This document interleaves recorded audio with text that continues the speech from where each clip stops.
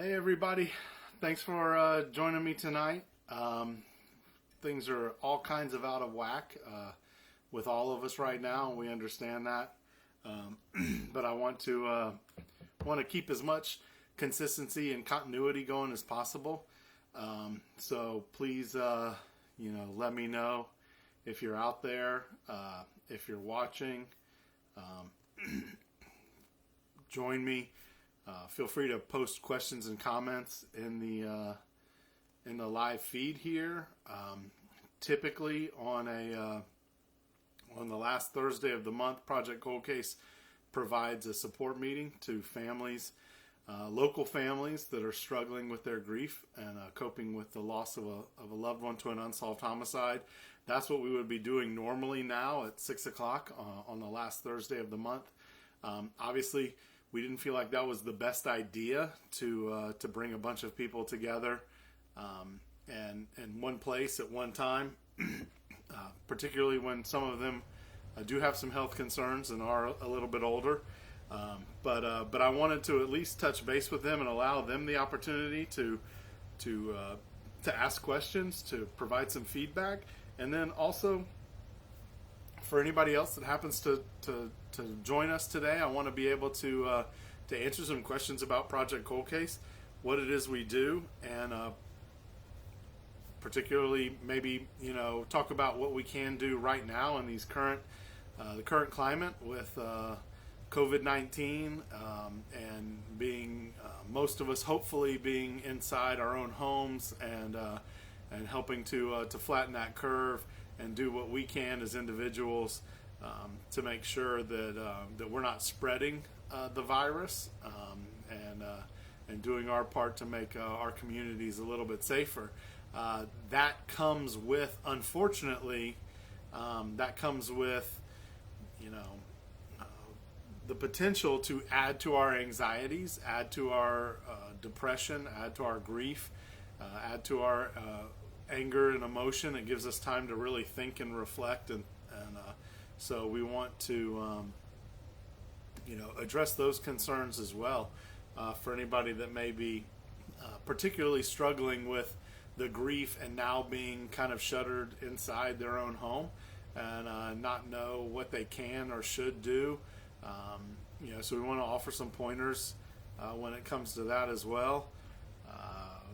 So that's what we're here to talk about, tonight. I just want to touch base with everybody, let everybody know that, we remain available as Project Cold Case. We remain available to all of our families, all of our friends, all of our supporters, that we, are heeding the advice of our leaders, of our elected officials that have told us to hunker down and limit our contact with other people. That's tough to do when you're dealing with victims and their families. You want to be there for them. You want to physically be able to be in the same room with them so they can look you in the eye and see that you truly do care and that you are there to help. It's a lot harder to do that over the phone, but we wanted to take this opportunity with this Facebook Live to let you all know that we are still here, that we do still care, and that we are available to you. It's been a tough few weeks for us in our office as well.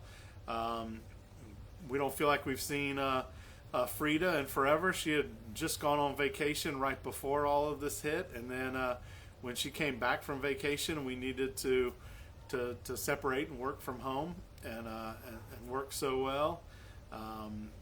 Hey, Tim and Latresa and Patty, I love seeing these names show up as watching. If you don't know, Latresa is one of our board members, has been a founding board member, and has been committed to Project Cold Case, from before we actually started. But she's also a victim advocate with the Navy and helps victims and has been committed to victims forever. So we love seeing you on here, Latresa. We miss you. And then Patty Lord has also joined us today. And if any of you have dealt with us since our beginning until just the last year. I mean, Patty was a founding board member before we could afford to have employees, and then she was our first employee besides myself. Was really the foundation, part of the foundation of Project Cold Case and getting us to the point we are today.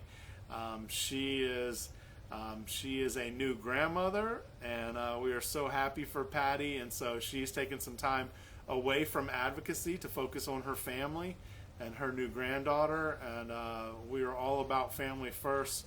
So we're excited for her, and we love her and miss her. And most of our survivors will recognize Patty as the one that, was the first one to ever reach out to them if it wasn't me. And Patty was the one. We still get phone calls asking for Patty and emails asking for Patty. And she's just been a part of this, from the very beginning, and somebody that we will always have a special place for. And she will always be a part of Project Cold Case and everything that we've ever been able to accomplish.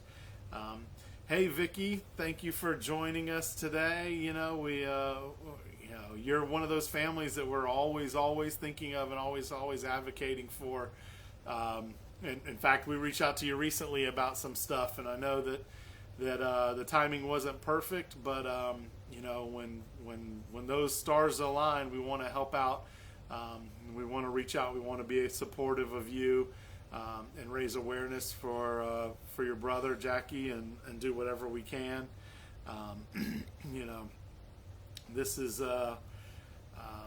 one of the things about having this job is you meet people that honestly you never ever would have known if the worst day of your life had not happened. And most of our families, all of them that we deal with regularly and even not so regularly, if we've touched them, it's because they've had a loved one murdered, and it's unsolved. And in most cases, we have had some cases solved, as we've talked about. But for the most part, when we reach out, it's because the case is not solved, and so we have bonded over the worst possible thing that could ever happen to us, and that can be sometimes difficult to process internally, where we develop these relationships and we have these friends that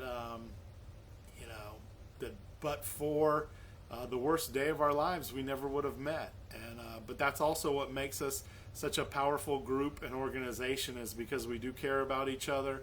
We do understand what it's like to have law enforcement come to our door and say that our loved one has been murdered. Then we know what it's like to find out that the case has gone cold,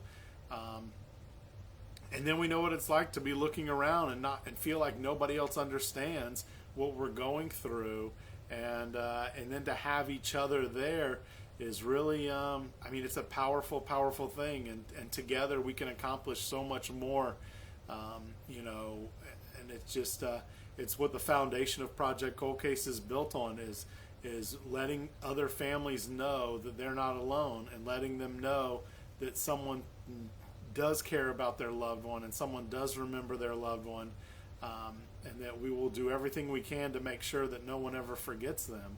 And we can only do that as a community of survivors that are able and willing to come together and help each other out. And that's one of the things that we're most proud of being able to accomplish. And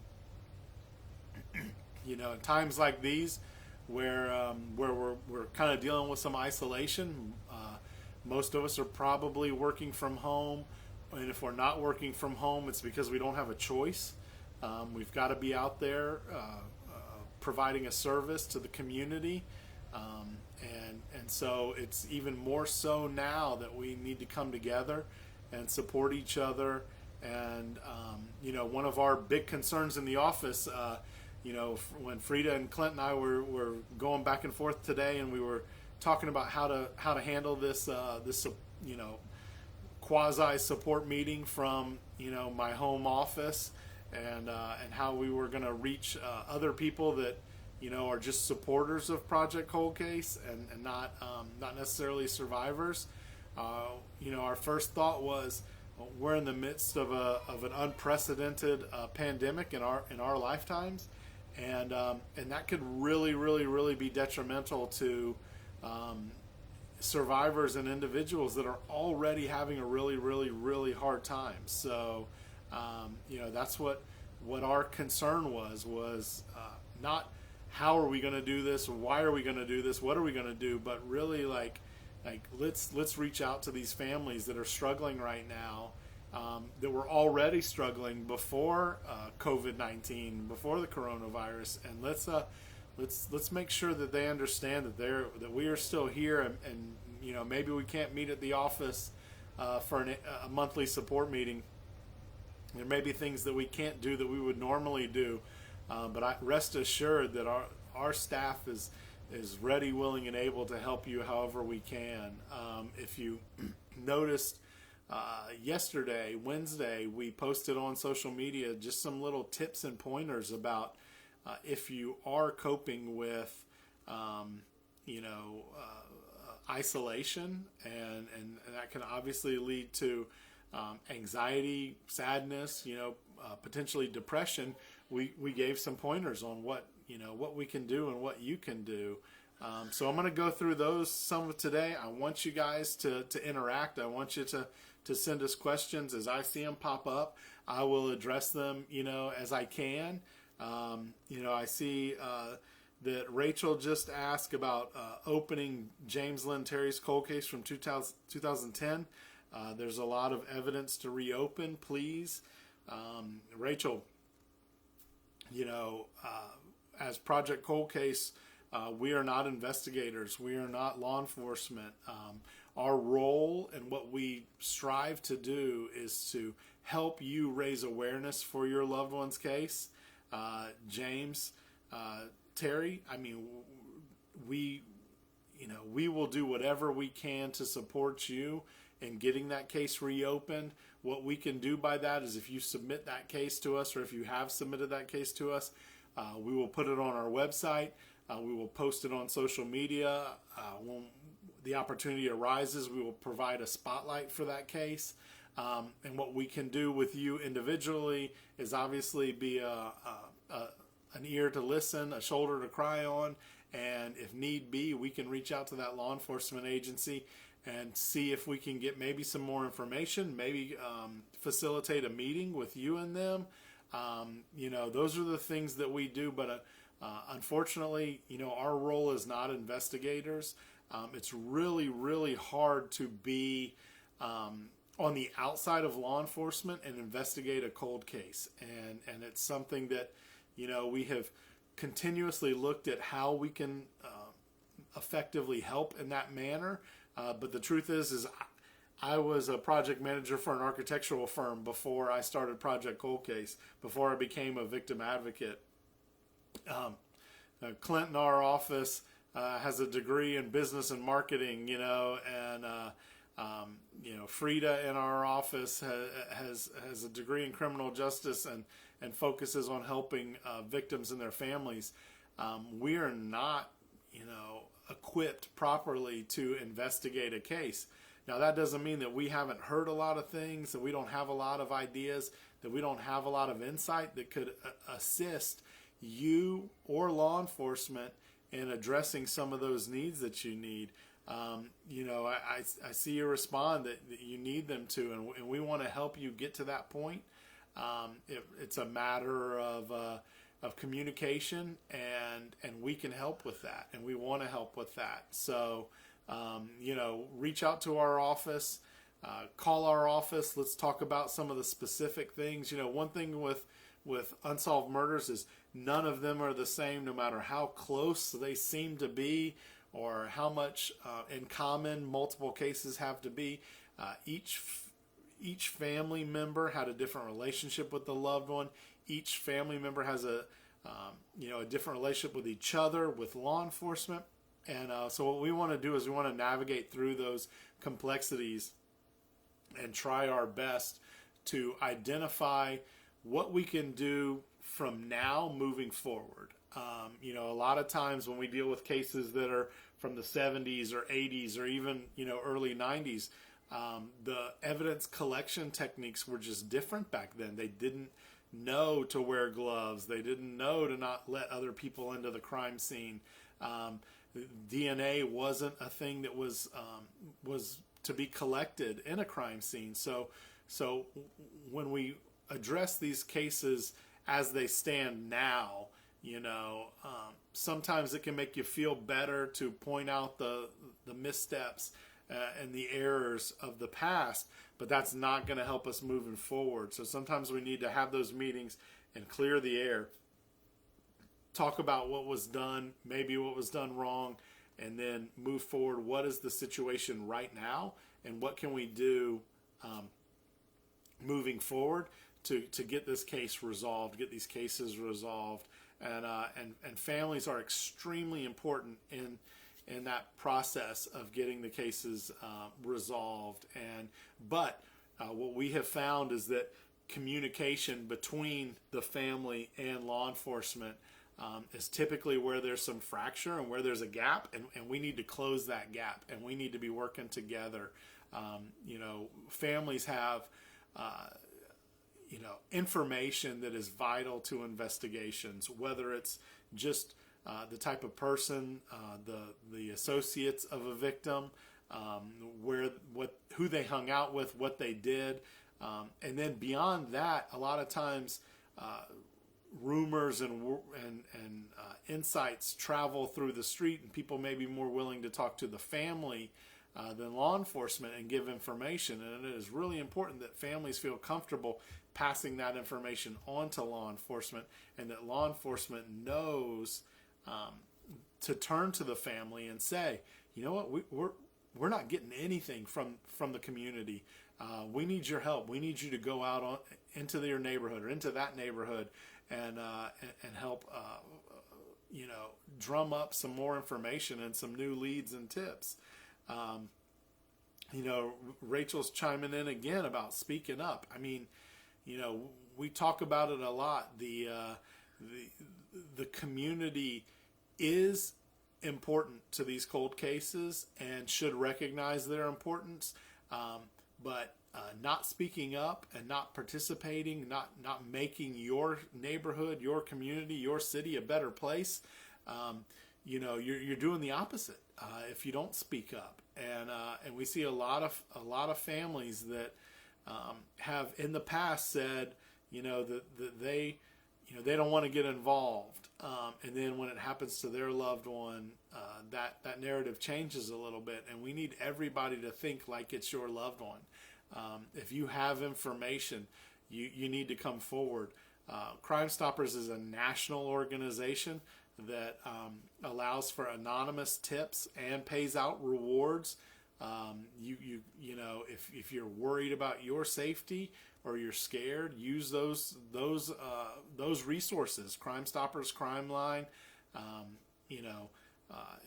The reward money is nice and it's there.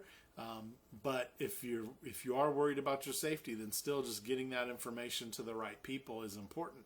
And I think, it's also important to talk about what is valuable information. And if you're going to call Crime Stoppers with a tip, give as much detail and as much information as possible, because just calling to say, you should talk to so-and-so because they know everybody in the neighborhood,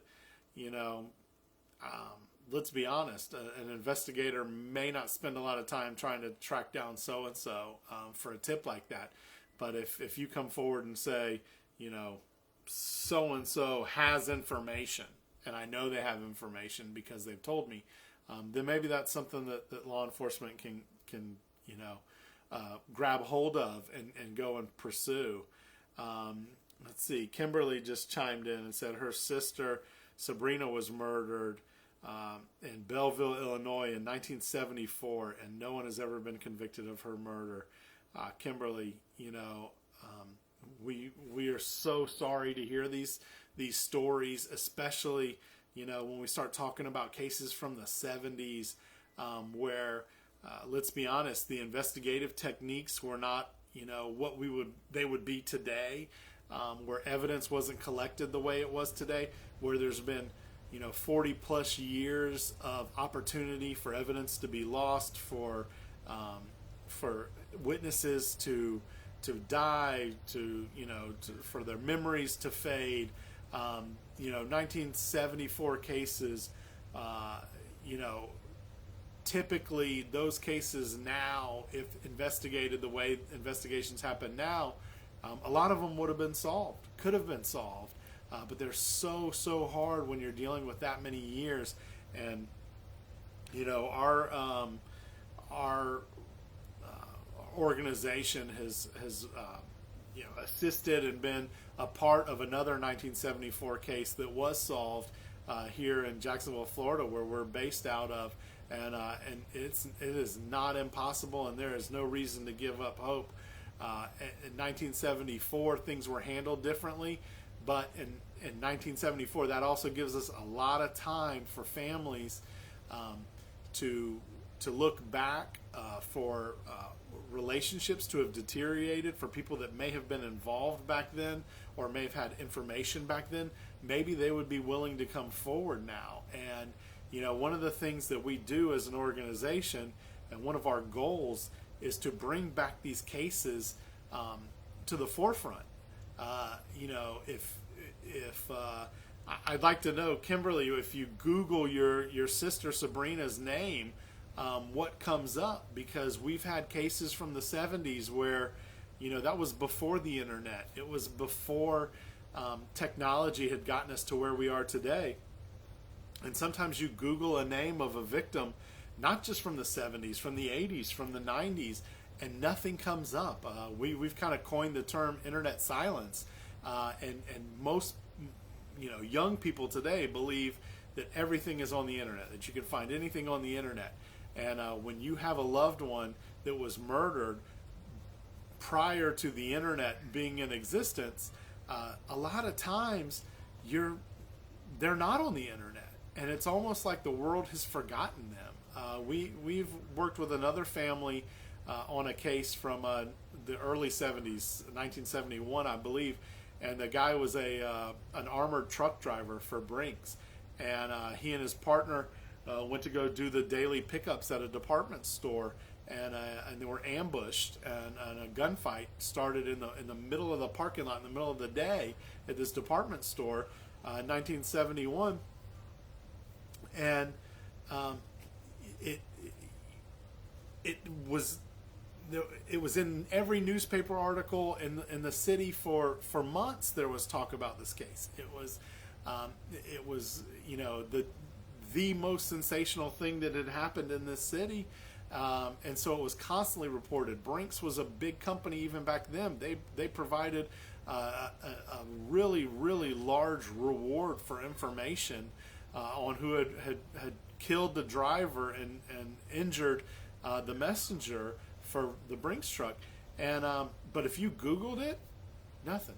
I mean, there was not a word on the internet about this case, and that was one of the things that the family brought to our attention when we publicized it, when we helped get it on the news, the local media, decades later, was they just really wanted to know why you couldn't Google their loved one's name and find information. And that's important, because if somebody out there has information on a case and is willing to come forward, the first place they're going to turn is to the internet, and they're going to Google. And guess what? They may not know the victim's name. They may just know that they saw so-and-so or somebody driving such and such or something on this day that killed so-and-so and killed somebody. And they need to be able to Google that information and find out. So it's not just about making sure that these victims' names are out there for the rest of the world to see. It's the details of these cases, so that if somebody does have information and says, remember when Jimbo shot that guy at the gas station way back when in 1981 while we were on spring break in Florida, I wonder if that case was ever solved. We want them to have a place to go. And so that's why we work so hard to publicize these cases and make sure that we're raising awareness for them. And our goal is to make sure that these victims are not forgotten, and that their loved ones know they're not forgotten. Like I said, Kimberly, with your sister's case, 1974. It's unless the family has stayed active and made connections and friendships, networked through law enforcement and the local media, it's easy for those cases to just have never been documented on the internet. And one of our goals is to make sure that all these cases are documented, and that not only do the loved ones have a place to go to make sure that their loved one is still remembered and not forgotten, but the public has a place to go to find these cases. And if they have the information, and are willing to come forward now, that we provide them with the correct contact, so that they can come forward, whether that's the investigating agency or the Crime Stoppers in that area. That's always our goal. So we take that very seriously. We do our best to make sure that the information we provide is accurate and is current. But we are humans. That we have a very small office. We do the best we can. We have a lot of cases for just a few people to kind of maintain and make sure that everything is accurate. So we do depend on the families to read through these spotlights that we do, to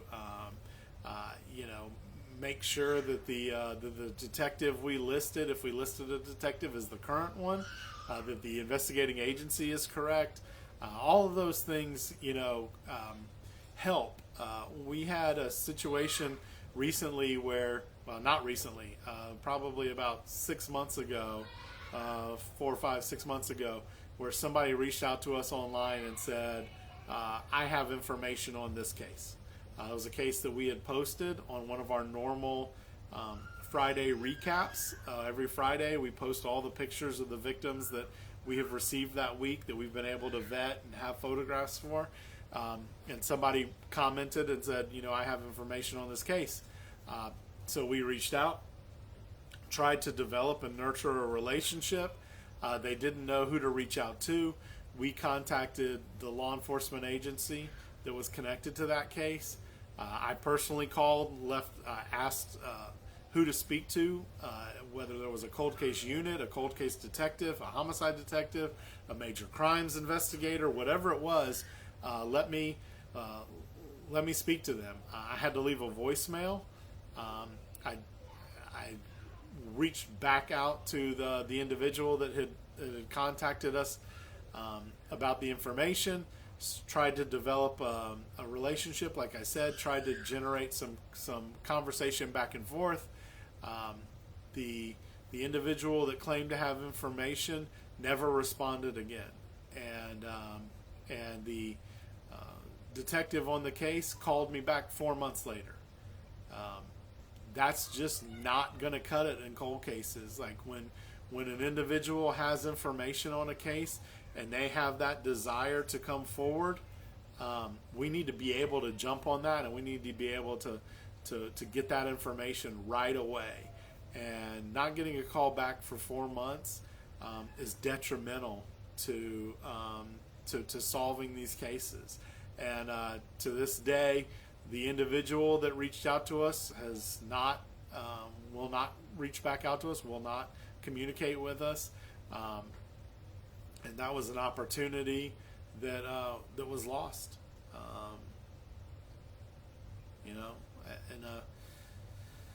In a case of a young girl, and that breaks our hearts. That's what we want to do, is we want to make sure that these cases are resolved, and we're going to do that, and fight for those answers however we can,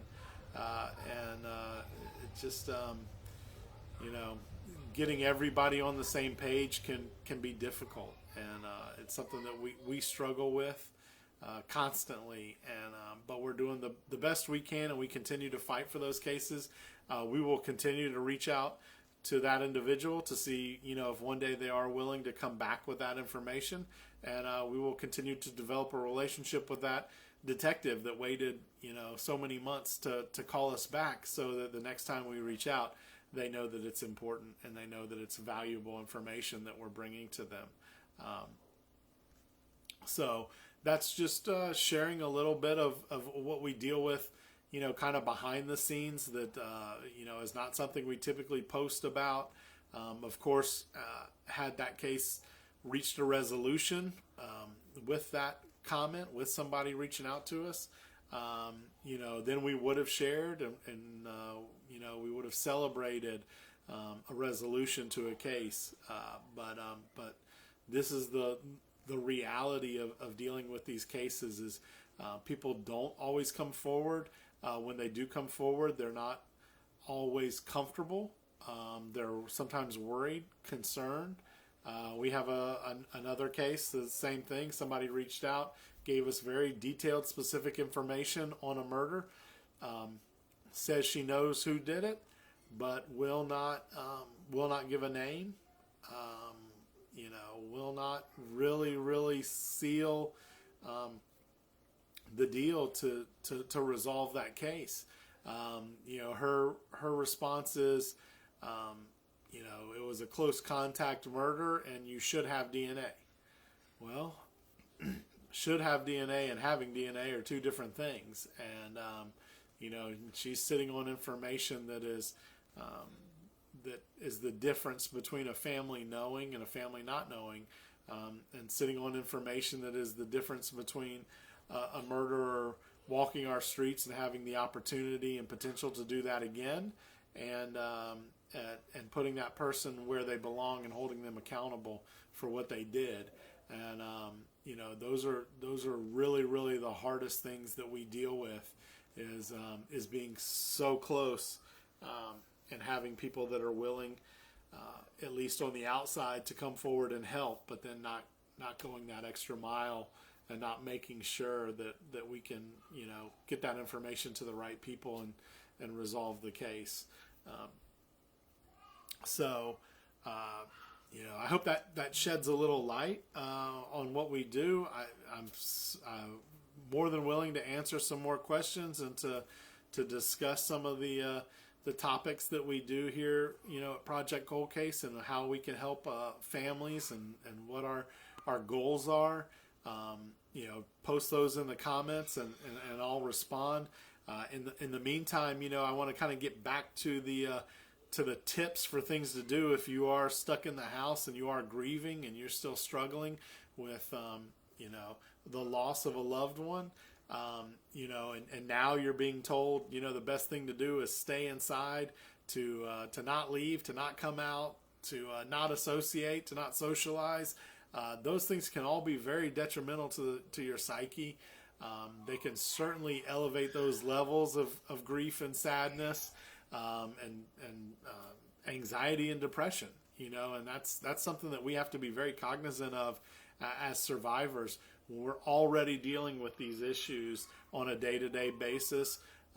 We're learning every day how better to live our life and survive with this dark cloud hovering over us.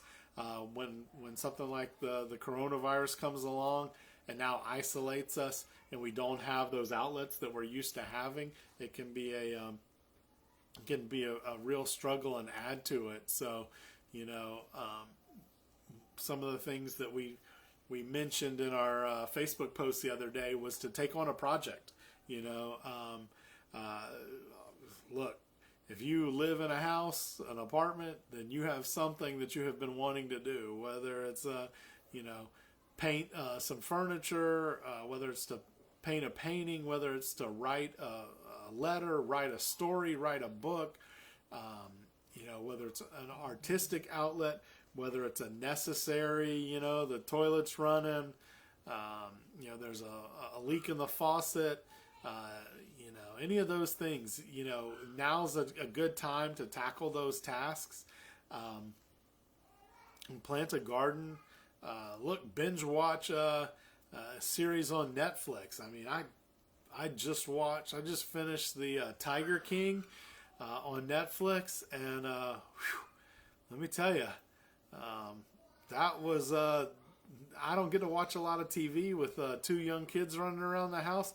Usually they've got Sesame Street or Octonauts on or whatever, and next thing I know, it's bedtime, it's story time, it's family time, dinner time, and then once we get them to bed, like that's it.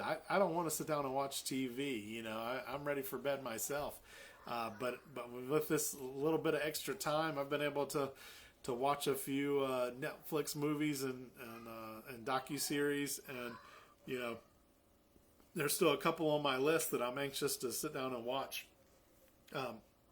Before I had kids, I was an avid reader, read books, and I could not get enough of them, which was not something I did growing up. It's something as I got older that I really enjoyed.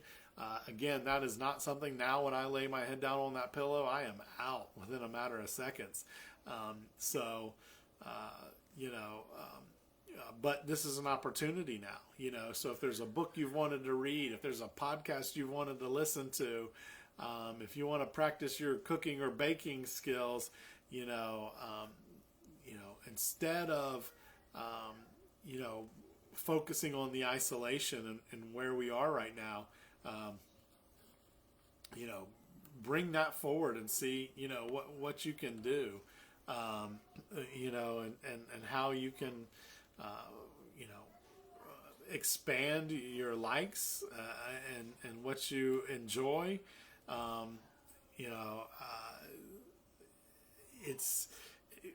It's a very, very, very rough time right now, and we have to look for those things that we can do to make them better. And while I've been just rambling on, I didn't notice some of the comments that have come in, and I really, really, really do appreciate people chiming in on this.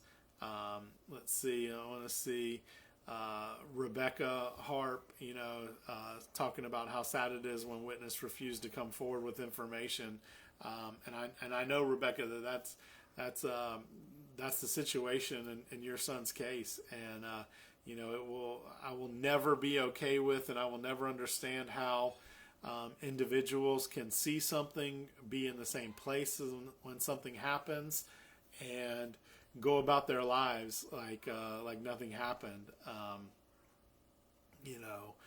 When somebody, like your son is at a house with a large number of other people, and somebody opens fire, and your son in this case, or another individual is shot and killed, there is not, a lot of times we talk about somebody out there has the missing piece of information.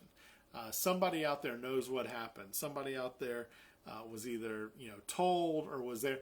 And in some of these situations, lots of people know. More than one person knows, and whether they're protecting someone or whether they're scared, whatever that situation is, there are multiple people out there that are allowing somebody that is capable of taking another human being's life to walk free. And we never know when that person is going to end up, behind us in line at the grocery store or live next door to our child's bus stop. And those are not people that you should want in your neighborhood. And if you're, if you care about your neighborhood, your community, your city, then you should come forward and make sure that they are held responsible for those actions. It's not acceptable. It's not a world that I want to live in, and it shouldn't be a world that any of us want to live in. And so I hope that people will come forward in those situations. And I saw Rachel mention that people are selfish and how frustrating it is, and Brittany mentioning how sad it is and upsetting, and it's it's true. I mean, selfishness, the frustration that goes along with that, it is beyond upsetting and frustrating. And so we hope that sharing stories posting pictures of victims on our website, that we're going to reach people, and that they're going to see like that this could happen to them, that it could happen to one of their loved ones, that there is no specific demographic that only gets murdered, and we want them to see those pictures and say, gosh, that reminds me of my grandmother, or it reminds me of my best friend growing up, or it reminds me of my neighbor, or it looks like my cousin. We want people to recognize that the police can't do it on their own. And in some cities where the homicide numbers are skyrocketing and there's not enough officers to investigate, that the community is a vital and valuable part of making sure that we are all safe. Valerie Stoner chimed in and wants to know what's going on with John Paul Stoner's cold case. As I mentioned earlier, we are not the investigators on those cases, but that case, John Paul Stoner's case, was one we have been working with the local Jacksonville Sheriff's Office on for a while now, and constantly remind them that that's a case that we have very close contact with family members, and there are a lot of people that are still waiting for answers and justice, and our goal is to hold them accountable. The investigators, that is, we will continue to ask those questions until they give us an answer that is, we're going to be making an arrest, or we have reached a point in the investigation where we have run out of leads and investigative tools. That does happen in cases, and that's extremely frustrating too. But there is a certain point where a case where nobody's willing to come forward, where evidence has been tested and it doesn't lead to a suspect, and there's nothing more to do at that moment in time. And I stress that at that moment in time, because that could change. It could change with getting that case on the media, the TV, with your local media. It could change with getting that case's raising awareness for that case in social media, which is our big push always. It could change with somebody maturing, growing a conscience, finding religion, getting out of a very bad relationship, overcoming addiction.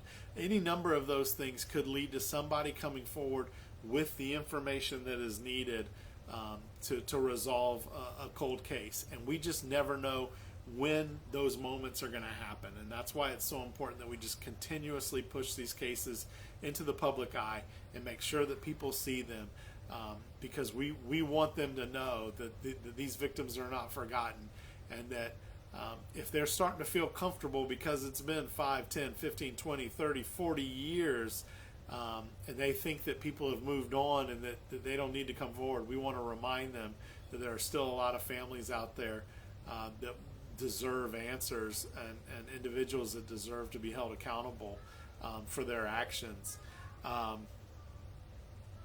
Let's see, I'll read some of these more. Thank you, Rachel. We're doing our best to stay healthy and stay safe with our office and with our employees, and certainly with our survivors. We're very concerned about all of you all the time, and so we want to make sure that everybody's doing the right thing. Valerie, again, with your husband John Paul Stoner's case, 12 years, you deserve answers, not just looking for answers. You deserve them, and we really, really, really do hope that you get them.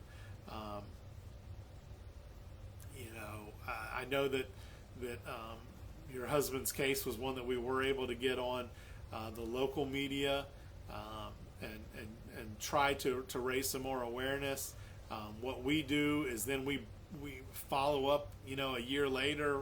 I know that sounds horrible, but if the local media push doesn't get anything, doesn't lead to any tips or new leads, then what we do is we usually sit down with the reporter, 8 to 10, 12 months later, have them in our office for a Facebook Live and talk about the case again, and make sure that we get it back out there via social media, so that maybe if somebody missed it the first time it was on TV, that they'll see it when we share it.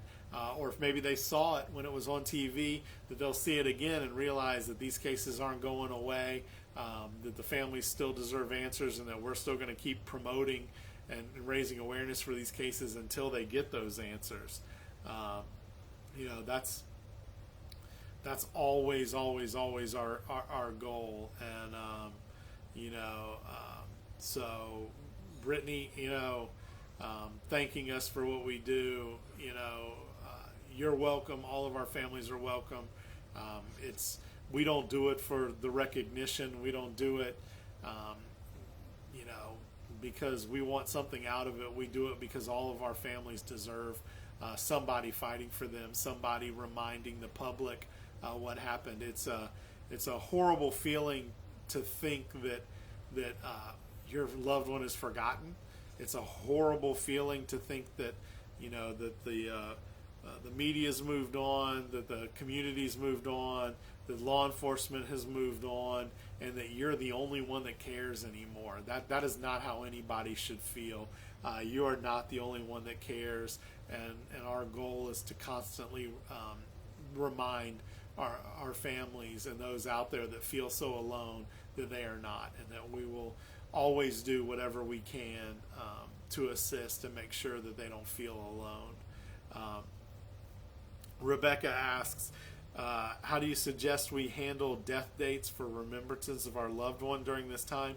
April 23rd is the date of Jonah's murder, and I'm anxious about being able to have a gathering at the cemetery this year for his siblings and friends to remember him. That's a great question, Rebecca. Lost in all of this self-isolation, and social distancing, which, don't get me wrong, we fully support and endorse and are practicing ourselves. But yeah, that's a great question.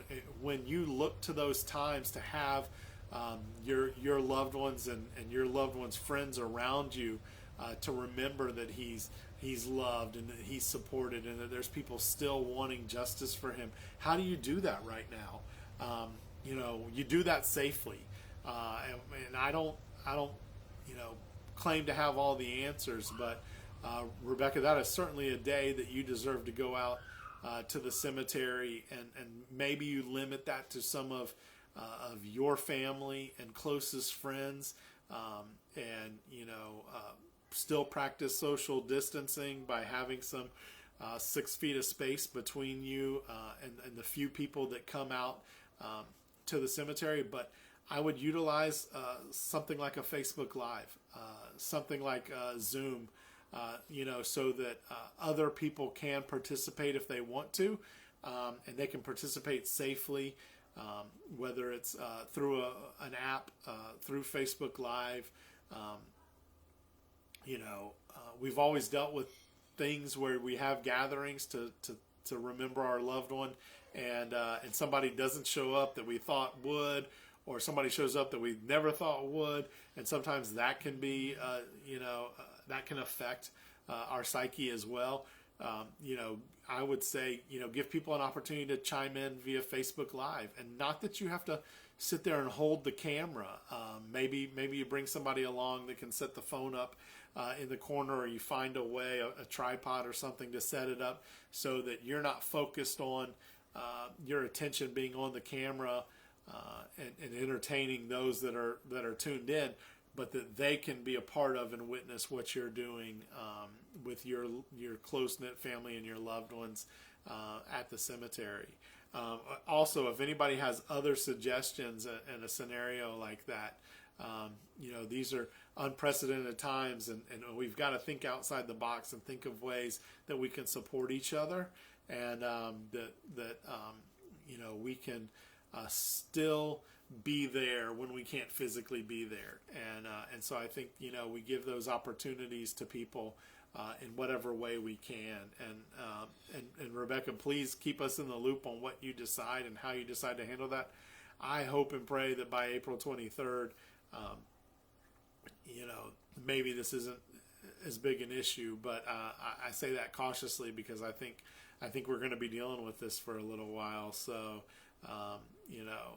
let's brainstorm and come up with some other ideas.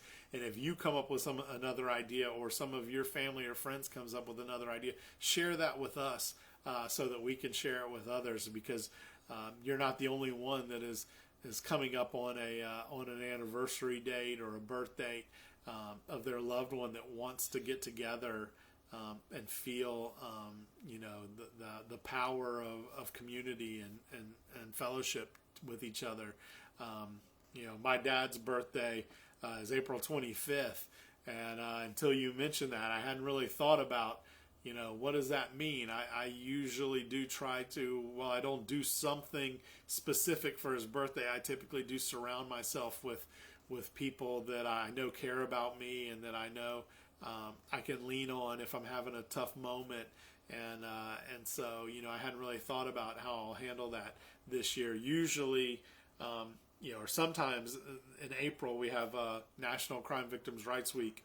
And there's typically a number of events that happen throughout the week in April. And this year, actually, it was supposed to be that week. And I think originally on the 23rd, the Mayor's Victims Assistance Advisory Council in Jacksonville was going to host a luncheon for victims, and that would have been a great way to raise awareness and be around other people that can understand your struggle and feel your struggle.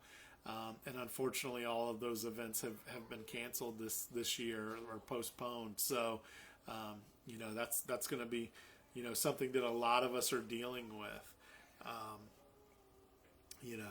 Valerie, we appreciate you chiming in and offering support to other families and praying for answers for your family and for others.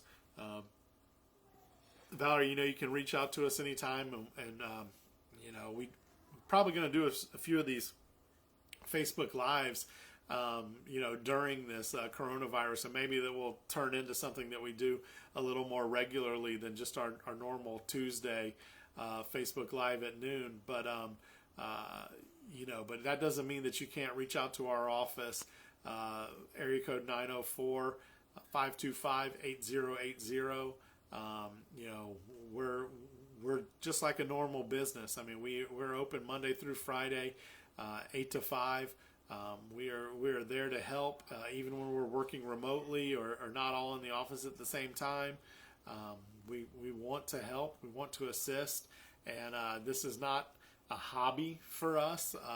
This is something that we're committed to and passionate about. And so if you need us outside of outside of a Facebook Live, all you have to do is reach out, and we'll help however we can. Rebecca, I'm glad you liked that idea. I hope that if you adopt that idea, that it works out well for you, and please let us know how it works and how it goes. And again, let us know when you're going to do that, because there's some of us that might be interested in joining you virtually and being supportive there as well. So Joey is saying now that Leslie's is April 14th and her birthday, and she would have been 52. So what you started there, Rebecca, is something that's on other people's minds, and something that we're all wondering how best to address, and how to be there for each other in a time where it may not be safe to be there. With Joey and her family. Like, I know there are people that are kind of at that age where they can't be around everybody else. You just can't take the risk of jeopardizing their health just to get together to celebrate a loved one's birthday or a death anniversary. And so it's particularly hard, but that's the beauty of technology, for all of its faults and all of the bad stuff we see and that we're exposed to.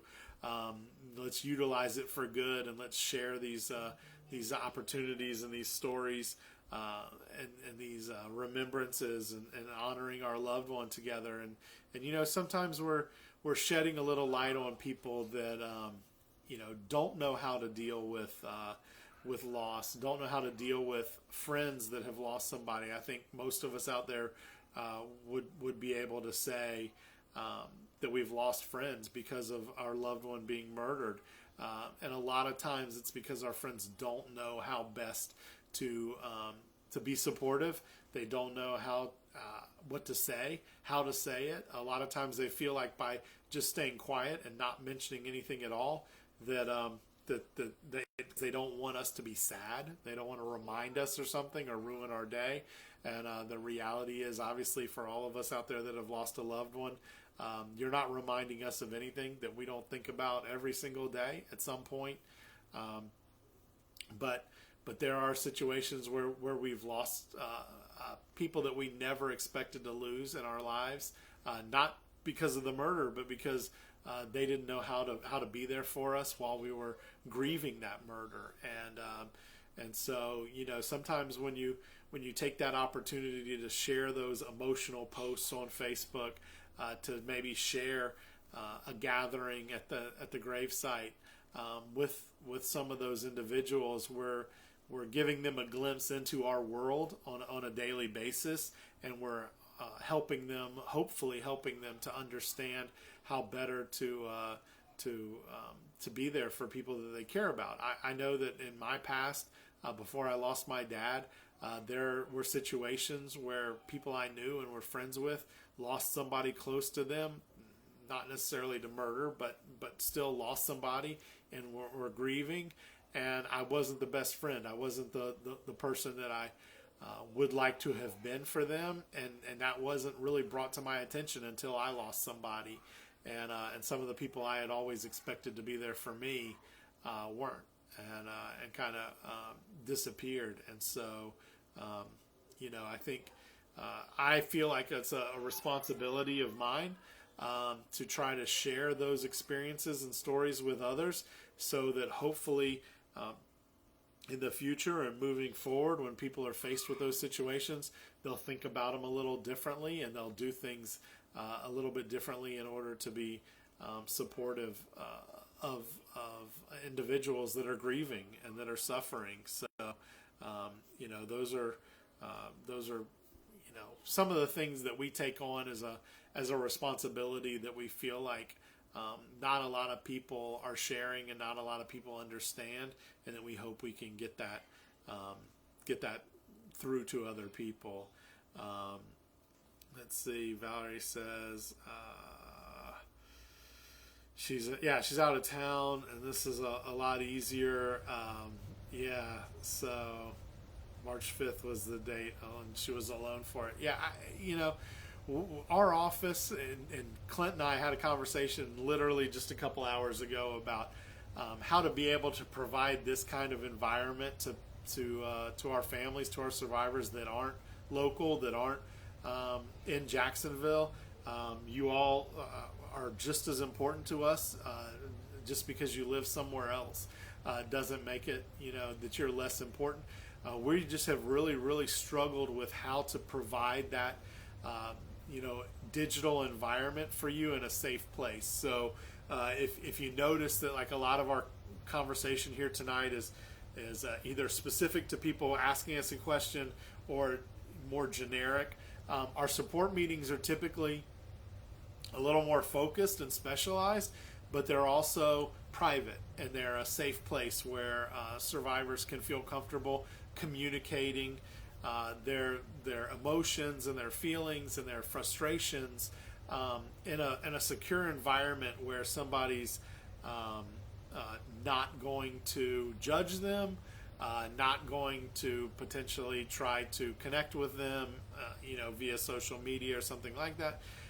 So this is obviously a Facebook Live that is just open, that anybody could be listening to us right now and chiming in and helping. we are looking at ways to provide a digital support meeting that is back to that private environment where people can feel safe and secure and sharing their thoughts and emotions and feelings. Clint spent a good part of the day and the last few days actually researching and looking into those options. So that is absolutely something we are going to do moving forward. Just bear with us while we figure out the best platform to do that in, and it may mean some downloading an app either on your phone or connecting to a website that you have to register for on your desktop. As much as we would love to avoid that, we feel like the only way we're going to be able to truly offer an experience where people can actually communicate back with us is probably going to be a platform like that. This is good where people can comment and I can respond, but it's not the one-on-one conversation, and sometimes, as you can tell, it's a little bit lagged and delayed by the time I get done with my thought and then read the comments. It's been a few minutes since you posted it. Some of the programs out there like Zoom allow for people to actually physically communicate that back and talk to us. So we're working through all that. Valerie, I appreciate you bringing it up that it's been difficult for you being separated. I see you say that you ran home after the murder, and I really do hope that you don't beat yourself up about that. We all deal with things the best we can. You needed something, and you felt like what you needed was back home. And so that's where you went. And I feel like, we make the best decisions we can with the information we have at that moment. Sometimes they may not have ended up being the best decisions, but, you made the best decision at that time for you. And that was how you dealt with it. And I don't think anybody should hold that against you. Now, obviously, that makes it more difficult that your husband's murder is here and you're there, and you can't just go down the street and have a meeting with the detectives. But that's where an organization like Project Cold Case can step in and can assist and at least be that bridge and that facilitator to try to make sure you get that information. So that's a tough thing, and I think we have a lot of families that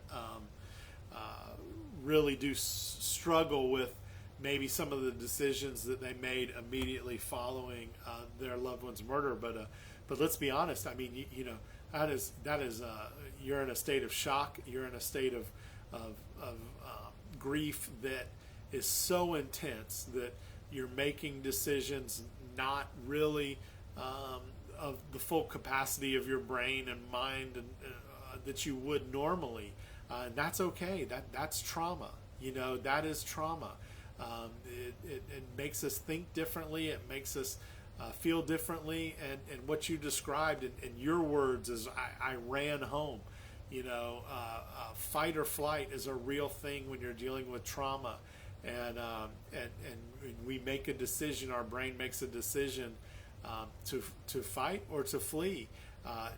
And basically, our brain broken down to the most primeval state is primordial state is where am I going to be safest? Do I have to fight to be safe, or can I get to safety by fleeing?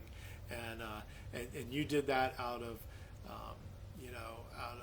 a desire to survive, your body's desire to survive, your mind's desire to survive, and while you may feel guilty about that and why that may haunt you, you made that decision, subconsciously. You did what you had to do, and so don't ever feel bad about that, and don't apologize. There are always things that we can do now moving forward with you back there, and that obviously goes for everybody that we support and try to help. Let me read a couple more of these Rebecca, it's good for those of us who are also local, but that may not be able to get to the support meeting. I work the night shift, and it's very rare that I have Thursday off and can make it down there. I love the option of virtual digital support meeting. I certainly appreciate you guys putting that option on the table. Rebecca, I will tell you this. I'm going to tell it in front of everybody while you're sitting here. You have been one of those survivors that we have really, really wanted to have down to our office to meet with, to talk with. Jonah's case, your situation is always on the forefront of our mind. I literally sent an email to the person that's been working on Jonah's Spotlight yesterday, saying, that Jonah's is one of the ones that we would like to feature, sooner rather than later, and asking for an update. See my family in the background there. Hey, family. Rebecca, we had a feeling that, we're friends on Facebook, so I knew you had a schedule like that. But we have definitely wanted to meet with you face to face and to have those conversations with you. I want to take a little break here to introduce you to my family if you don't know them yet. This is Pierce Thomas Backman. Pierce Thomas, can you say hi? Yeah. Yeah? Say hi. Hi. And this is May Elizabeth Backman. Pierce was 2 in November, and May is 5.5. She's going to be 6 in September. These are my people. And this is why we do what we do at Project Cold Case, is to create a safer, better world for these two and for everybody's kids and children and the future generations. Yeah, that's your coin. You can have that back. So that's one of the many reasons why we do what we do. Neither of these two got to meet my dad, and that's something that I struggle with. But I wanted to make sure that they know about him, and that they understand why Daddy does what he does, and that it's always about making sure that people have somebody to turn to and take care of. So I'm going to send them off to bed. Another TV. Yeah, that's actually a computer monitor, but yeah, it looks like a TV. All right, can y'all say bye-bye? Bye. Bye. Can you say nice to see you? Nice to see you. All right, give me hugs. Bye. See you. I love you. See you. All right, Pierce, I love you. Remote. Yeah, that's a remote. I love you. The on. Turn on. Yes. Hey, I love you. What was that? Green. Yeah, I love you. Step, green. Okay. I was hoping he would say I love you because it's so cute. Pierce, I love you. I love you. Oh, thank you. All right, sweet dreams. Hello, Mama. All right, sweet dreams. So thank you. Sorry about the little disruption there. All right, kids. I'm going to finish up in here, and then I'll come in and help with story time. Bye-bye. So sorry about that interruption, but most people know that's my heart right there, walking in and out, and that is one of the big reasons why we do what we do, is because they never got to meet their grandfather, and one day I'm going to have that conversation with them about why, and I'm not looking forward to that, but I want to be able to tell them that we are doing something to make a difference in the world, and that hopefully other children will be able to have time with their grandkids and grandparents, and because of what we're doing, and that's why it's so important to us. So anyway, sorry to jump right in the middle of that with you, Rebecca, but we're glad to know that it's work related why you haven't made it to one of our support meetings, and not that you are avoiding us, because you and your family are some of the ones that are constantly on our mind. Let's reach back out and see if they need us and if they can come this month. So it's good to know that moving to a digital virtual format could be beneficial to you, and we're looking forward to that. to having that interaction with you. And since you do work nights, our office is open during the day, and you are always welcome when things calm down, obviously, and are in a little different situation, to come down to the office and meet with us and sit with us and talk with us. And that invitation is extended to all of our families, whether you're local or whether you happen to be passing through. One of the things that has really surprised me and really been a point of pride is families that just happen to be passing through Jacksonville and call us and ask if they can stop by and meet us and face to face and sit with us and talk with us. And so that's something that's been really cool that we didn't always expect. And so anybody in and around Jacksonville, please call us and let us know when you're around, and we would love to have you in the office once the coronavirus is under control and we're all safe to congregate together again. Joey has said, y'all have done so much for Leslie's case, and I thank you so much. Getting together isn't an option for her mother. Yeah, Sarah, as you know, and everything that y'all do to celebrate the victims would be wonderful. I pray for each and every one that has a lost loved one. And that's really just so powerful, Joey, because we really all feel alone, yet we're all in this together. And that's kind of an internal struggle, and an external struggle is if I'm dealing with this within myself and my own family, how can I be there for somebody else and be supportive of them? But if there's one thing that we've learned and that we know, it's that you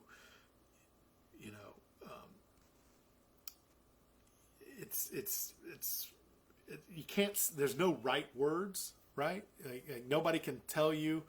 When your loved one's murdered, there's nothing that anybody's going to say that is going to make that pain go away. It's going to make you feel better. There's obviously the wrong words that can affect you in another way and make you hurt more. But there really are no words. The only way to really be supportive for somebody that's going through this is to just be present and be there. And so when we're dealing with our own struggles, you don't have to do something special for that other person. You being with that other person, around that other person, is special, and that's what we need. We are all very well aware that nothing anybody's going to say in a support meeting is going to bring a loved one back or going to make us feel, that pain any less. But there's something about being in that room with those other people that just brings us comfort. And brings us understanding, and that in itself is enough. And so, that's one of the reasons why we want people to participate in those support meetings is not because they're going to leave there all of a sudden feeling whole again, or that they're healed or better, but because they're going to leave there, they're going to walk out of there knowing that they're not alone, and that people will sit with them and will just listen, and that's a big part of the battle. No one's going to, fix this for us. Even with an arrest and a conviction and, a life sentence or a death penalty, our loved one is still going to be gone, and we are still going to be struggling with that. And it's just nice to know that there will be people around that will listen to us when we're going through those struggles. Joey, Leslie's case, all these cases are just so important to us, but without getting into too much detail, something happened in Leslie's case when we reached out to you and we offered our assistance to you, and something happened there that we weren't happy with, and that we felt like was not fair to Leslie or her mom or you, Joey, and so we did what we're supposed to do, and that's advocate. At the end of the day, our role is to advocate for you and these victims that don't have a voice anymore.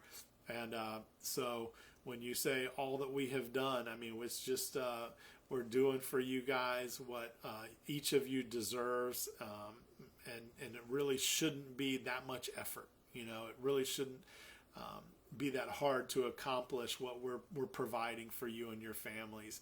And while we certainly do appreciate the support and the thanks that we get, I told a group of people recently that a lot of people talk about thankless jobs, and this is not a thankless job. I mean, we are appreciated, we are loved, we are shown that admiration. This is not a thankless job, but it really shouldn't take us to get a lot of what we're doing accomplished. Each of you deserve it. Each of your loved ones deserve it. The fact that we are facilitating that is something that we're very proud of. But we also know that it shouldn't be that hard to get somebody's loved one on the local news, that it shouldn't be that hard to get a meeting with law enforcement, and it shouldn't be that hard to at least be kept in the loop on the situations that we're each dealing with. So remember that and know that we don't do it for the appreciation and thanks. We obviously do. It's nice to hear those things, but you all deserve this, and you all deserve somebody fighting for you and your loved ones all the time. And we feel a sense of honor and accomplishment to be that for you, and so that's obviously a source of pride for us. I'm glad that Valerie was able to hear that statement, and that everybody got to see May and Pierce for a few minutes. Valerie, you know my struggle. You have custody of your grandson and never got to meet their grandpa. It's not fair. And I don't really know any other way to say it. We all know that life's not fair, but that doesn't make it right. And it's not fair that some of us, are not going to be able to introduce our loved ones to their grandparents. It's not fair that some of our loved ones are not going to be able to meet their significant other and have a happy life together, that they're not going to be able to provide grandchildren for some of us. It's not fair that our loved ones are not going to be able to achieve their dreams and goals, and we sit back and we wonder what they could have accomplished in life and who they could have become and what a difference they could have made. All of those things are always weighing on us heavily, and we think about them constantly, and we think about them in the reasons why we do what we do for our families, for our survivors, and for the victims. Each one of them is important to us, and each one of you is important to us, and we will continue to do everything that we can to be that support system for you and to advocate for you and your loved ones.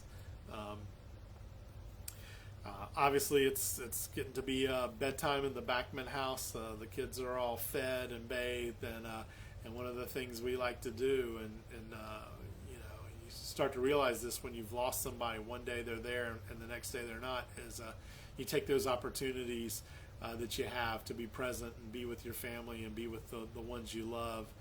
And every night we do a family book together. Or two or three, depending on how early it is. And then my wife and I split up, and we each take one of the children and put them to bed. We usually do another book or two individually with them. And then every night we rotate, every other night we rotate which child we take. And so we are, that's a Backman family tradition that is important to all of us. And, that's kind of where I am right now with my fatherly duties. So I want to thank all of you for watching tonight and for participating and commenting and asking questions. Thank you for board members like Latrice for watching, and I saw Rich Commando check in, Patty Lord, and then our survivors. Patty's a survivor as well, but Joey and Rebecca and Valerie. I saw Mandy Wrigley joined us, and Tara Trucks joined us at a certain point. Our survivors are important to us, and when I say your name, I just it's important that you know that that we do remember your loved ones, and that we do, you're not just a name, to us. I'm scrolling back through here because I don't want to miss anybody. Rebecca with Jonah. Greg Burns joined us in a little while. He's law enforcement at Lake City Police Department and a friend of Project Cold Case. Ellen Lord, who was my godmother and whose husband was my godfather and was the best man at my mom and dad's wedding. Diane McMinn and her husband Pat. DJ Seven joined us. I don't know if he's still on there. I think he's got a gig tonight that he's going to do virtually and remotely. But Elaine Levy and her husband Bob and her kids, Kim and Russell, who we have constantly been fighting for and trying to get answers in Bob Levy's murder, and the arson that burned up a lot of the evidence in the case. Mandy's son Brian, who was killed in a hit and run down in St. Augustine. That's a case that they know the description of the truck. They have parts from the truck that were left at the scene. This was not, hit and runs are a lot of times termed a hit and run accident. We don't use that word accident, a hit and run crash, but particularly in Brian's case where the driver, witnesses saw that the driver swerved into the other lane or left the other lane and hit Brian head on. This was not something that was, looked down for a second, or he was hit and killed, and they knew they did it. They didn't think they hit a raccoon or some silly excuse like that. So, but Terra Trucks was your mother-in-law. Glenda Dixie Trucks. Again, when I see these names, I know who your loved one is. Our office knows who your loved one is. We have the banners up in our office. We look at your loved one's pictures every day. We brainstorm sessions about how else we can raise awareness for them, how else we can help. And your loved ones are not just names to us. And so we want you to feel that, and we want you to know that. So I hope that you guys got something out of tonight. We remain available to you. Again, call our office. The phones are being forwarded. We will get your message. We will get in touch with you. 904-525-8080. Email us. Reach out to us via Facebook or social media. If you have ideas, if you need to talk, if you need something from us, please let us know. Thank you for joining me tonight. Thank you for understanding that I want to go grab a few minutes with my kids before they go to sleep. And we will check back in with you again. Hopefully by next month we will have our virtual support group up and running, and we will know we'll know more of how that's going to work, and we'll get that information to you via email, phone call, text message, social media, so that you can all participate. Please all stay safe, stay healthy, do what you can to flatten the curve, and make sure that our family members and loved ones are safe and taken care of and not exposed to something. We will be in touch soon. In the meantime, know that we're all thinking about you, and we are all still working behind the scenes here to make sure that your loved ones' cases are not forgotten. With that being said, if you haven't gone to our website, projectcoldcase.org in a while, go there. Go to the Case Spotlights tab. If we have done a spotlight on your loved one, find their picture on there, click on there.